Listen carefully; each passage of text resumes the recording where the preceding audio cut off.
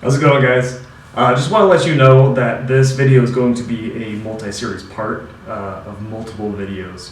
I did get some comments on the fantasy sword that a lot of the processes that I did in the video were sped up quite a bit, and you know, I did go through and tell what I was doing, but it was about 5,000 to 8,000% sped up for each of those parts, and that was mainly just to get everything condensed into about a half-hour video.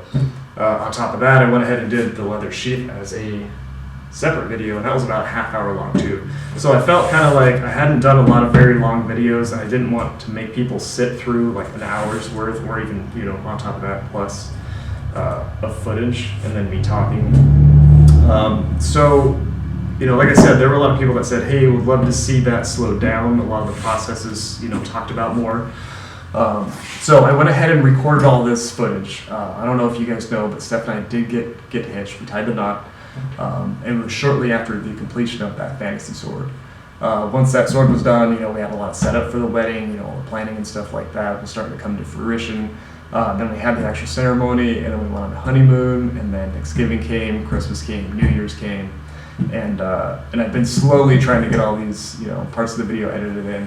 So as soon as I can, I'll get each one out. I'm not sure how long each video will be, but it will probably be a pretty long series, just for the fact that it's going to be 5 swords, and essentially 5 of this sword right here.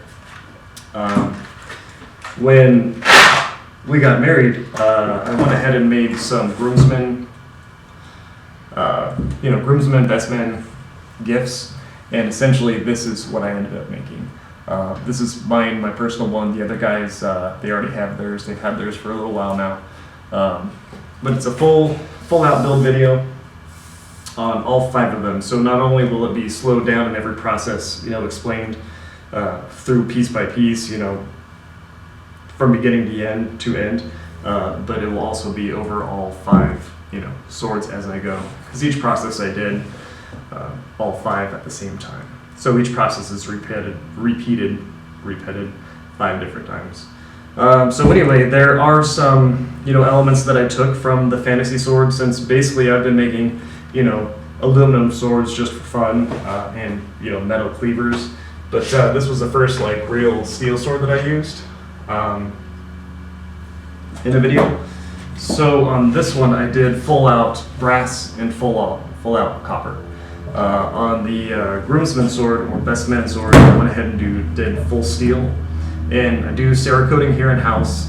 Steph's the one that actually does the mixing and spraying and all that, so she went ahead and did these pieces, and those are Cerakoted, and they're really cool. I think they came out really neat. But other than that, you know, the blade shape is essentially the same. I don't have these sharp guys on the back of these, and obviously the elements here have changed. The big one that was, you know, a little new to me for doing kydex in such a big size. I've done kydex a lot, and I love kydex, but never did it for a sword. So doing this out of leather was really fun, and really, you know, I wouldn't say easy, but it was a nice process to do because I had the glow forge and everything was mapped out. The overall size of the kydex was there, but getting everything to sandwich, stay flat, and you know, get all the holes to line up. And also, if you can't tell, this is leather that I did cut on the Glowforge, and to get everything to line up. So when the sword goes in, it actually stops, whoop, and locks in right here. And that was quite fun to try and, you know, match everything up with the kydex to the leather and get everything to sandwich together the right way. But anyway, hope you guys like the videos. To anyone that likes really fast videos sped through, I'm sorry. Like I said, a lot of people were saying, hey, you want to see this process slowed down, more explained.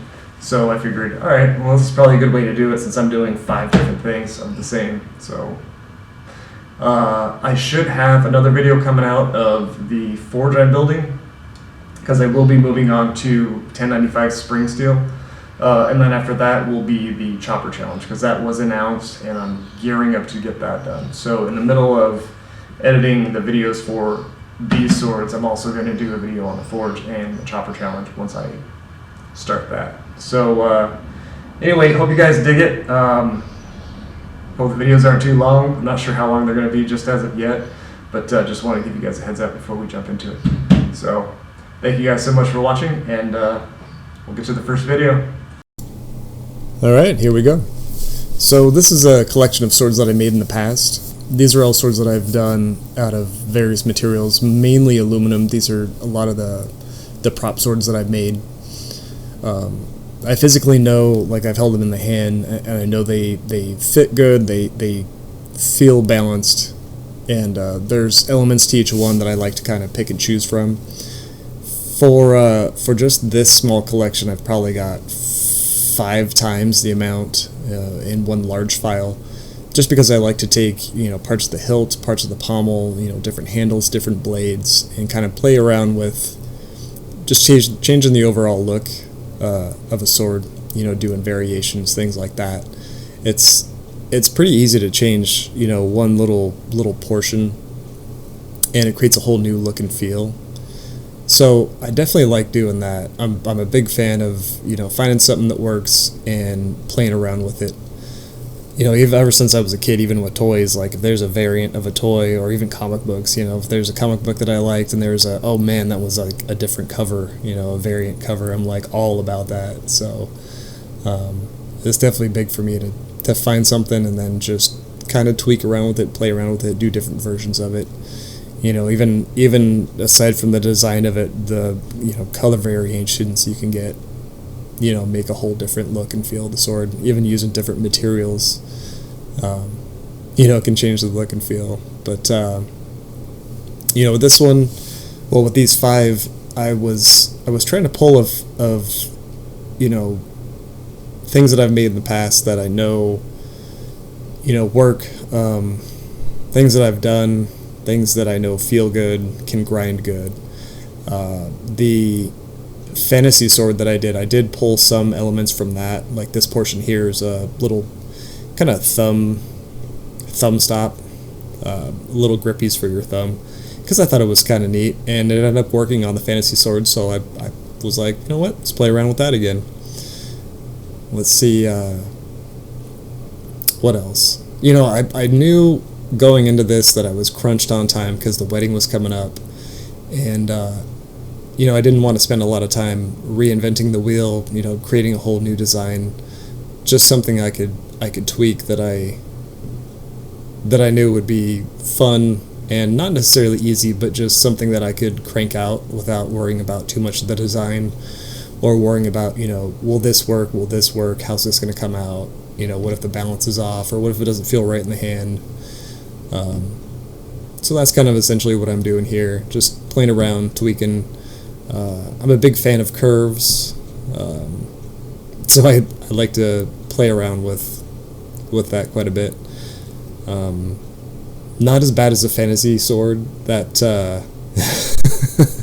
that had quite a few, you know, curves and twists and turns on it.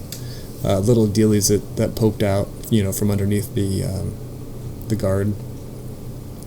But you know, I obviously wanted something that would be cool, something that I'd be proud of, something to give to you know, my groomsmen, my best men, you know, and be, you know, kind of honored for them to have it,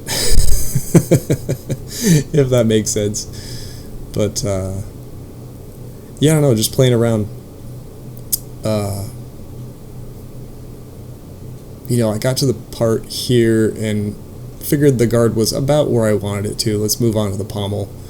Try and figure out a couple that might go with it, see what looks good. You know, if anything needs to be tweaked with, I can tweak with it there, but it's just essentially like, what could give this an overall, you know, a nice look and a nice feel, something that might be balanced.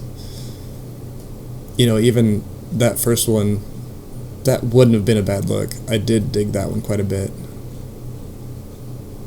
That one, I knew right off the bat, nope, not using that one. And this last one was a little bit too much. So it was a toss-up between these two. And again, that one I was really going to run with, but I essentially settled on the big pointy arrowhead-looking pommel. Which in the end, you know, I'm really glad I dig. But yeah, doing a double-edged sword, I was kind of toying around with it and was like, you know what, I'm pressured on time. Doing 5 double-edged swords in the allotted time that I had, I didn't think that that was something that I was going to be able to get away with. So I was like, you know, I've toyed around with this fantasy sword. I know it works, and I know it grinds well because I had just gotten done doing it. And I was like, you know what, let's just use that blade design and make some tweaks to it. So I went ahead and got rid of all the serrations on the back. And even the serrations on the back, I had said in that video, they weren't supposed to be sharp. They were just supposed to be kind of, you know, little areas to grind and make it look cool. But once I started grinding them down and they started getting sharp, I was like, that's kind of a cool look. So I just kind of ran with it. So it was a bit of a happy accident. But I knew it was a little over the top. I mean, for a fantasy challenge, not over the top. But to do it again would be a little much.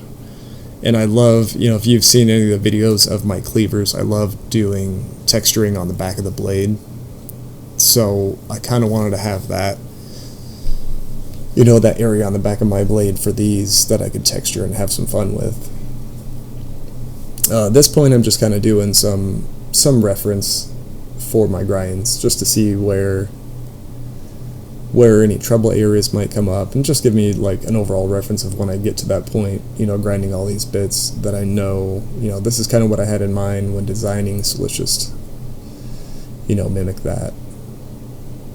By all means, this is not anything as far as that will be, you know, the final design, just something to kind of get my eyes on, see if everything flows okay. If it doesn't, you know, make changes here and now rather than, you know, when it's too late, when it's already cut.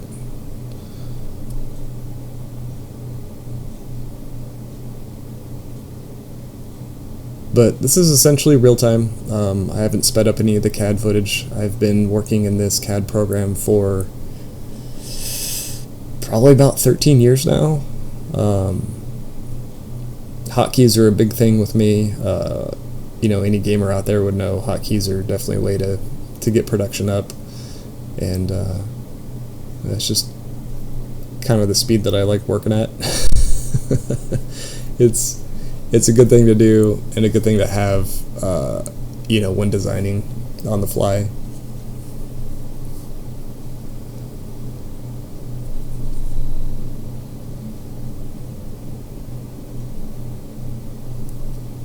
So I felt like the spine of the sword was a little lacking. It needed a little something that I could still, you know, add my texturing to, but not be too over the top. So I was working on these little cutouts here, just kind of getting a feel.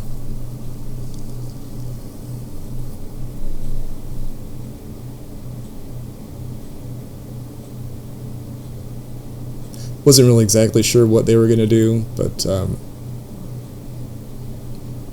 you know, figured they'd be there as little filler details.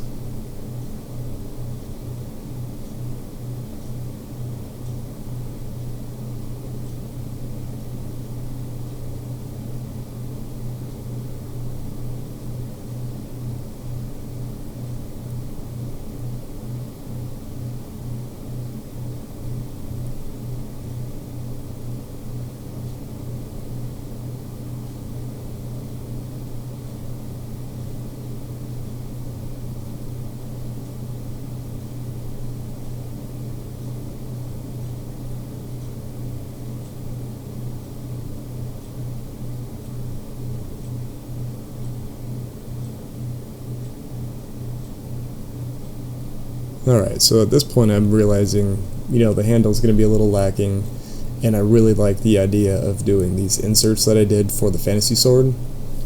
I hadn't done anything like that before, and I really wanted to toy around with that more.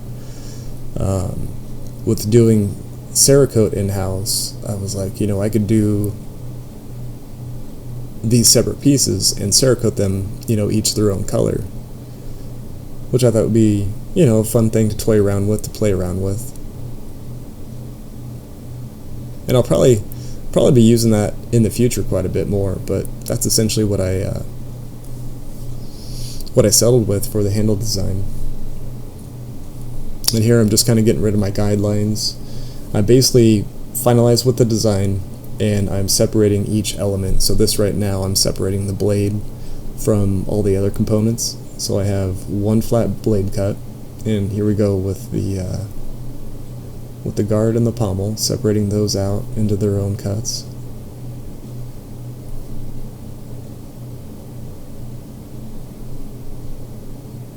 And getting rid of the reference lines because I don't need those to cut from.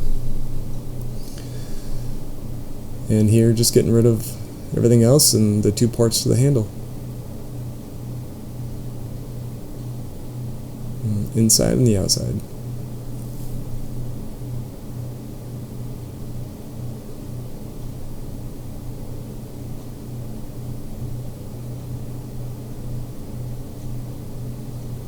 And here I'm just making sure I've got all the parts accounted for. So that would be one complete sword build right there.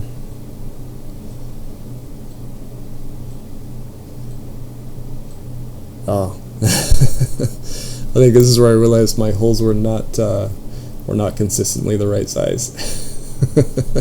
My hardware would definitely have not fit in all of those holes.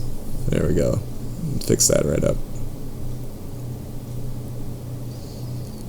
Now those two portions of the handle will be cut from thinner steel, 187 thick,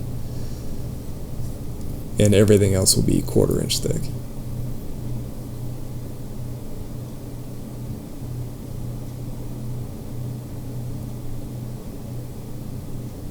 And at this point, I can pretty much move on and get everything ready for laser cutting. And essentially, what that is right now, me just pulling the parts out and nesting them so I know how much material is needed. That way, the laser operator can go ahead and make sure he's got enough material, what size he needs, and if not, just get it on order and go from there. Now with 1/4 inch steel, I bet this might be a little bit too much to talk about, but as far as programming goes, I've been working in CAD, like I said, 13 years, programming laser cutting machines and water jet cutting machines for the same amount of time. As far as when a laser cuts, it does generate a lot of heat, and with 1/4 inch steel, you definitely want to have enough meat in between.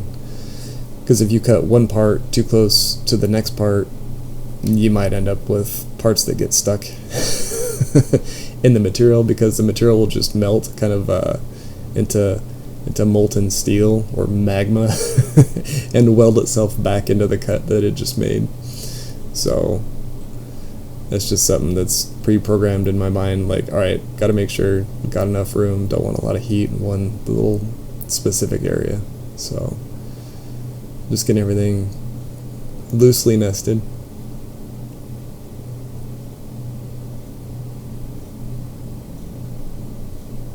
And just in case, I had cut one extra set of handle parts and guard and pommel parts.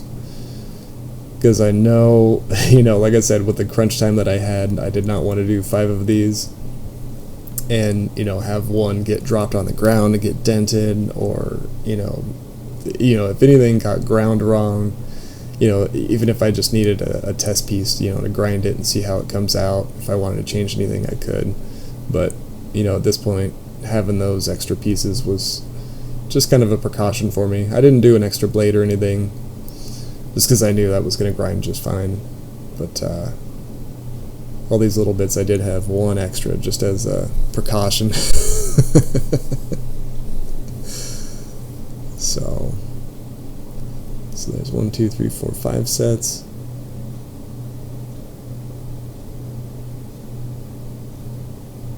And then one extra set just in case.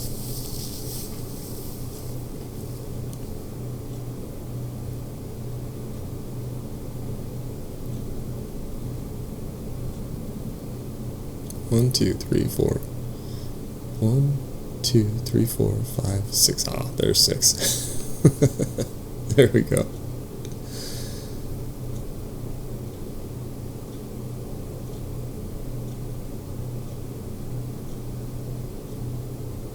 Alright, so at that point, 34" by 20" piece will do for the 1/4" steel parts.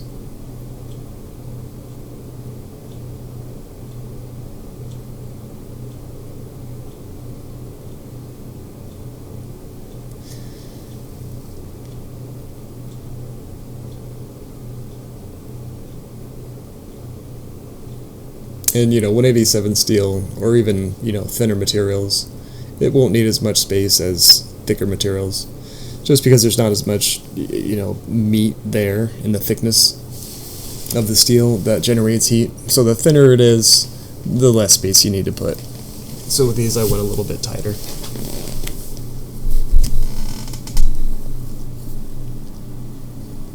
And we got 6 sets there, just in case. Which, I didn't need it, but I went ahead and processed all 6 sets of everything completely all the way through the whole process.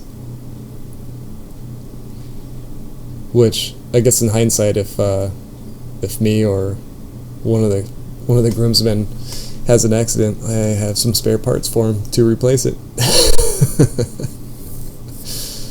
So there we are, all finalized. And at this point, I can bring these parts into the laser cutting program and get them all programmed up. And here we go. So this is the program that I use at work for liquid metal concepts. They do a ton of really great metal fabrication. One of the big things that they had gotten in the last few years was a laser cutting machine, and it's really increased their production. They've got a couple turret punches that they make parts out of, but with those it has their limitations as far as how much detail you can get.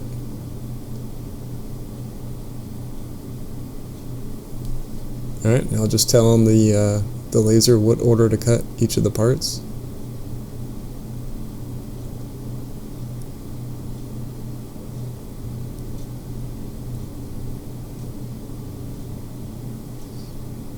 And these little guys here are little tabs, so that the parts don't jiggle around or fall and drop once they're cut. It's basically where the laser would cut the perimeter of the part and then stop just a fraction short, so the part still is technically connected to the sheet. But a little jostle and it pops right off.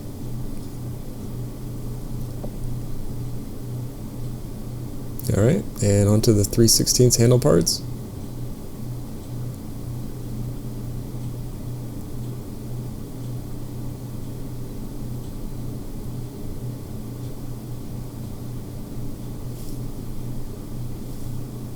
And there we go, adding little tabs, and they are good to cut.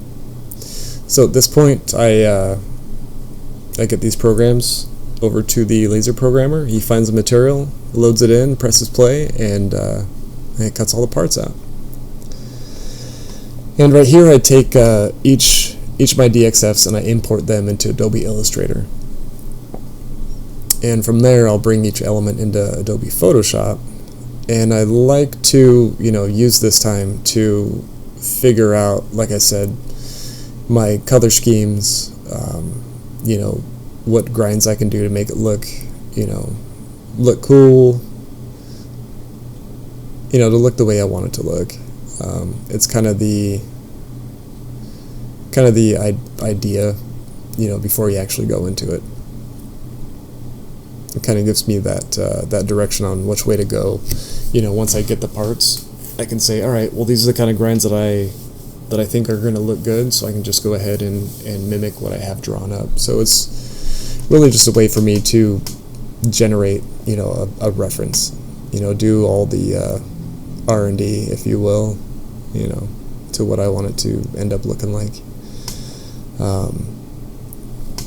For probably anyone out there that doesn't know, I did go to school for graphic design, and then that later translated into, CAD design.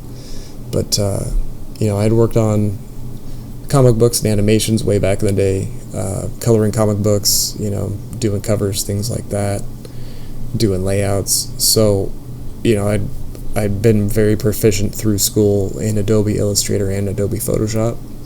So, utilizing both of these programs in this way was just kind of a, I guess, bonus perk. But I would always say that anyone that's trying to make something, it's good to visualize it first. So that way if you're going to hit a hiccup here, or maybe this color scheme won't work, or just get an overall feel of how that whatever project it is that you're making is going to turn out.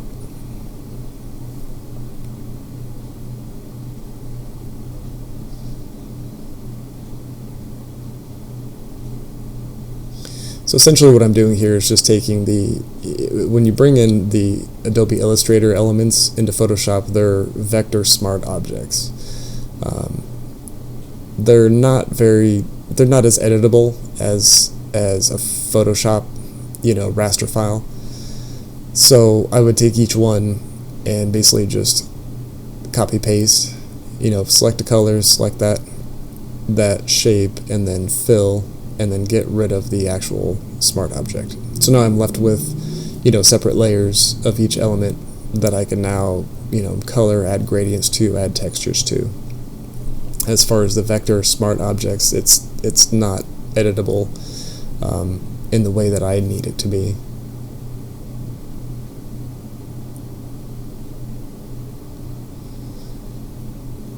So essentially whenever doing, comic books, or covers, anything like that, this is essentially the laying the flats out, just getting your flat colors. After that, you add shadows, add textures, add details. It's kind of the same process as coloring a comic book, just getting your shapes filled. And here, just pulling a random color for the background.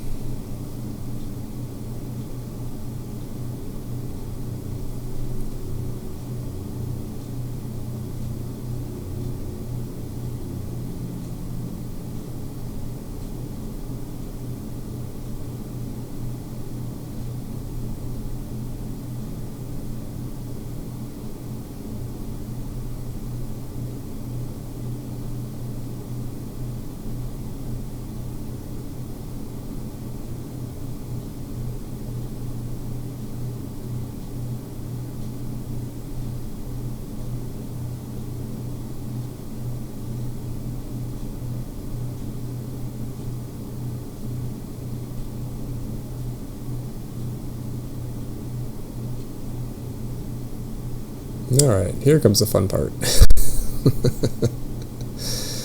So I'll just added in the different grinds. Kind of the way the light would reflect off.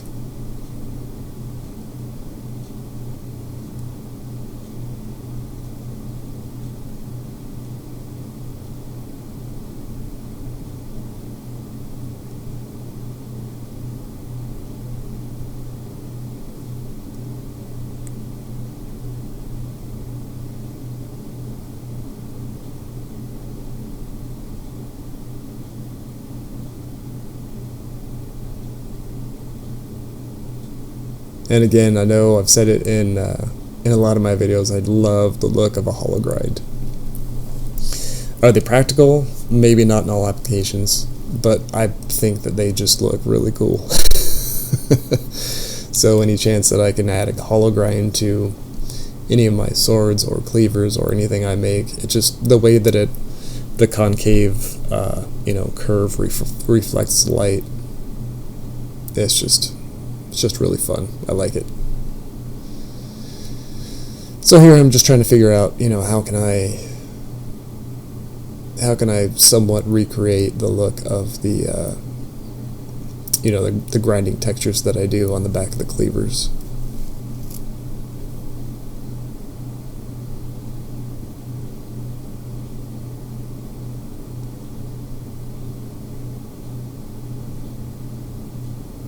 And starting to figure it out.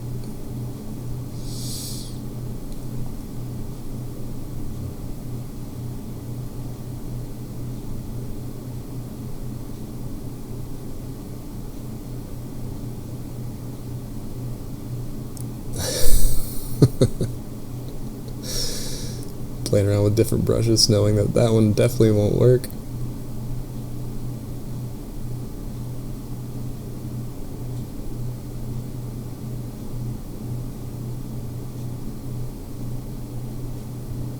There we go. Starting to get the groove on.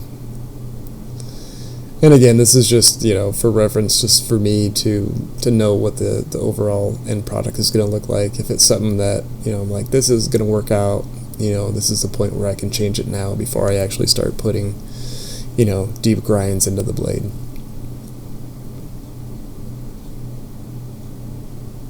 But if you look at any of the cleavers that I've done in the past, this is the type of texturing that I love doing. Small wheel attachment on the belt grinder just makes really fun rock textured battle distressed patterns.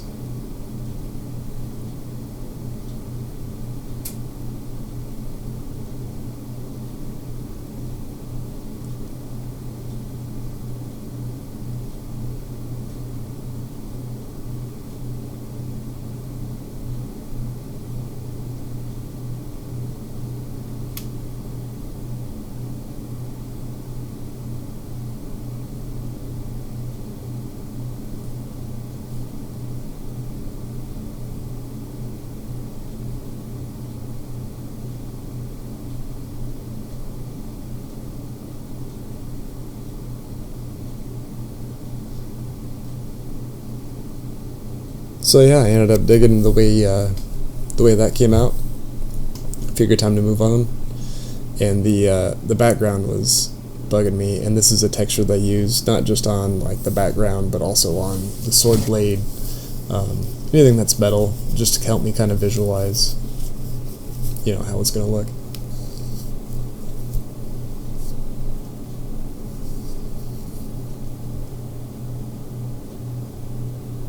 Basically, I'll just take that texture, spread it across.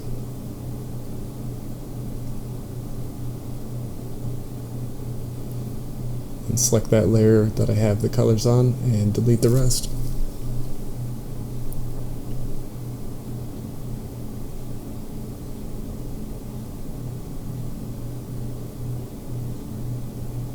Stretch it back across and then overlay that onto the background. I don't know, like I said, I'm a big fan of textures.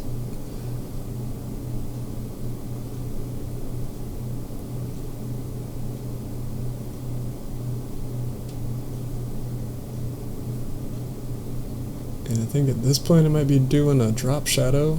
Yeah. Gaussian blur. And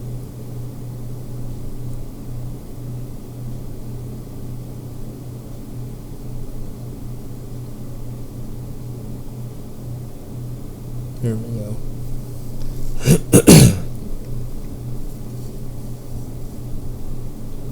So I know I had worked on this for quite a few nights, doing different color variations, you know, going with like a copper and gold and a gold and copper. You know, just trying to see what works. I even went with like, you know, maybe gold and just bare steel. But I ended up finalizing on a black and gold, that there in the middle.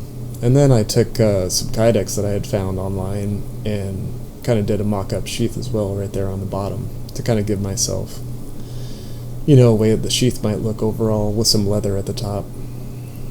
Alright, so here are the parts back from Liquid Metal Concepts. Everything cut out real good. All the handle parts fit into each other just fine. And ready to start cleaning them up and doing some grinds.